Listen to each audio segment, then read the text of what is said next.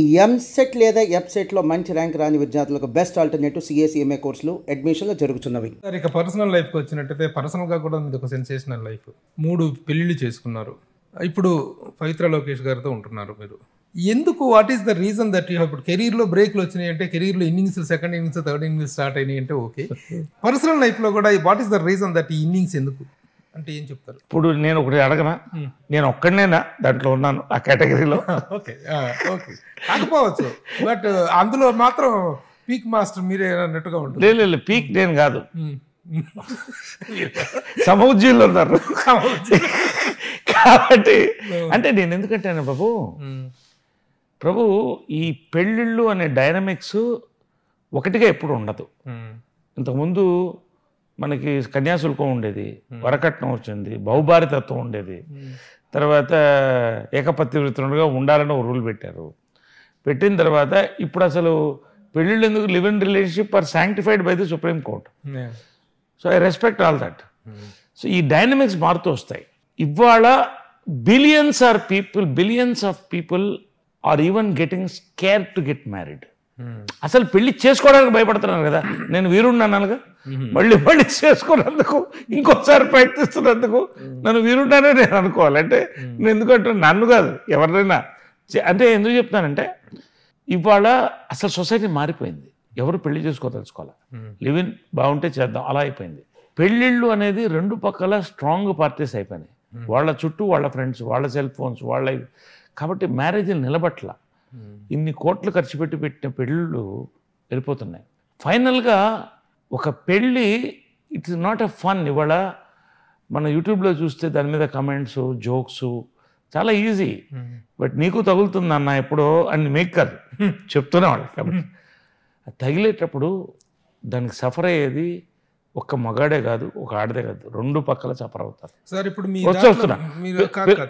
మీరు అయినటువంటి ఈ 3 డైవర్స్లో do you think that your justified side ఉన్నారు, justified non I can say justify myself అనే ఫీలింగ్ ఉందా?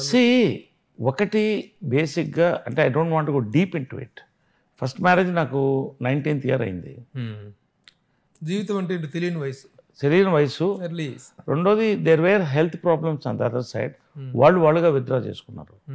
So second time it was a divorce from that side because నేను ఐడియాలజికల్గా బీజేపీలో వెళ్ళిపోయి సినిమాలు వదిలేసిన కారణంతో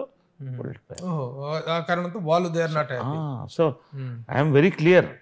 మూడోది నేను ఐ డోంట్ వాంట్ ప్రభు కాబట్టి మాట్లాడుతున్నాను. నేను క్లియర్గా ఏం చెప్తున్నానంటే ఒక పెళ్లి చేసుకున్నప్పుడు చాలా ఒక డ్రీమ్స్తో చేసుకుంటాం. ఏదో పెళ్ళి చేసుకున్నా ఈజీ కాదు కదా, డైవోర్స్లు అంతే కష్టం మళ్ళీ. బట్ కంపాషబిలిటీ లేనప్పుడు నేను వాళ్ళు తప్పు నేను తప్పు ఇవి చెప్పదలుచుకోవాలి. Nobody can justify. I don't want to blame anybody. Compatibility లేనప్పుడు ఇవాళ సుప్రీంకోర్టు ఏం చెప్తుంది, 2 సంవత్సరాలు కలిసి లేకపోతే ఆటోమేటిక్గా మ్యారేజ్ ఈస్ నలిఫైడ్ అంటుంది. ఎందుకంటుంది, ఇవాళ కోర్టులు కిటకిటలాడిపోతున్నాయి మ్యారేజ్ డైవర్స్ కేసు. సో నేనేమంటానంటే ఇద్దరికి నచ్చనప్పుడు లేదా ఒకరికి నచ్చనప్పుడు, అవతల వాళ్ళ ప్రవర్తన మనకు నచ్చనప్పుడు దూరంగా ఉండడం మంచిది. Court will take a decision. కాబట్టి జస్టిఫికేషన్ అనేది ఎవరు ఇంతవరకు ఇవ్వగలం, నా వరకు ఇదే జస్టిఫికేషన్. బట్ ఫైనల్గా ప్రభు ఒకటే కోరేది, ఇప్పుడు నేను హ్యాపీగా డివోర్స్ తీసుకుని I can enjoy my life as a bachelor. ప్రపంచం అంతా తిరగచ్చు, దుమ్ము లేపచ్చు. కాదు, ఒక మనిషికి కంపానియన్ ఎప్పుడు కావాలంటే 40s 50s తర్వాతే కావాలి. Okay, what ever it is. ఇప్పుడు ఈ ఇష్యూ తనతోటి మొత్తం నల్లిఫై అయిపోయిందా? కోర్ట్ కేసు లీగల్లీ ఆన్,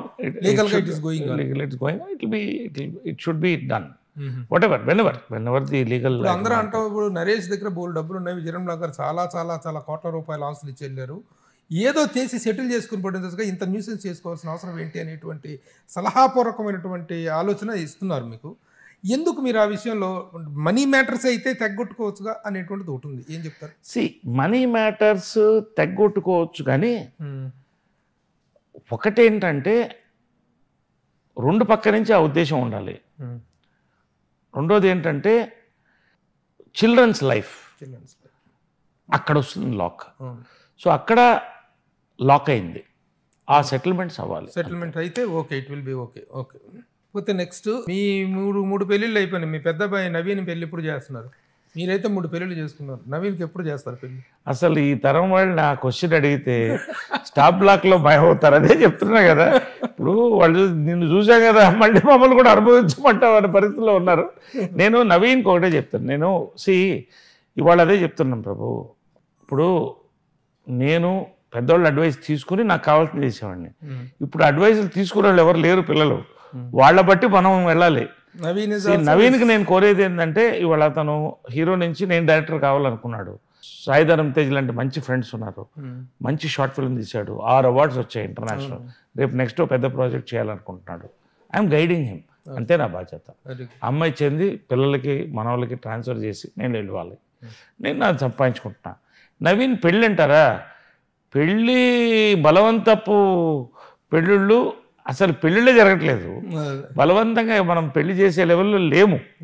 కాబట్టి let him choose his own thing. I want him to focus on the career right now.